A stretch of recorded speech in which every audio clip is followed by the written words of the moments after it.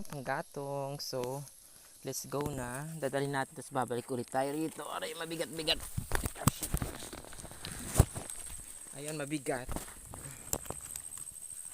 Aray, medyo mabigat-bigat. Masakit sa shoulder. Ayan, tapos babalik pa ulit tayo dahil nga, ayun, nagkuha tayo ng gagawin nating walis ting-ting. Tapos magkuha pa ako ng kawayan. Ayun o, madami-dami rin to ha. Ayan. So shoutout sa ating mga followers dyan. Wala namang ibang mangunguha kundi ako dahil nga, syempre, wala namang iba. Hindi naman pwede si inay dahil matanda na si inay. Diba? At saka, hindi naman siya nakatira doon sa tinitirahan kong bahay. So ako na. Oh, diba? Oh. Habang nanguha tayo, may content na tayo. Diba? Ganon. Ayan, medyo medyo masakit-sakit. Aray, masakit sa ano. Aray, aray, aray, aray. Aray. Aray. Ayan. Masakit. Aray. Ouch.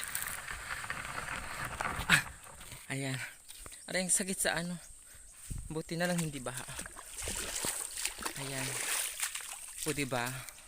Tapos babalik pa tayo dahil nga gumawa pa ako ng kawayan. Dahil ibabakod ko dun sa ano, tinaniman ko ng mga gulay. Mabigat-bigat din to ha. Hindi to biro. Hindi lang biro ang maging mahirap. Bakit to? Buti na lang multitasking tayo at palaban tayong bakla. Hindi tayo pwedeng maging bakla lang. Kailangan mayroon tayong ibubuga pagdating sa mga ganitong sitwasyon. I'm very proud of myself na kahit hindi ako gagandahan, at least kaya ko makipagsabayan. O diba? Kaysa naman dun sa mga bakla na walang alam kundi ang maging bakla lang, charot, joke lang. Ayan, so ay, hinihingal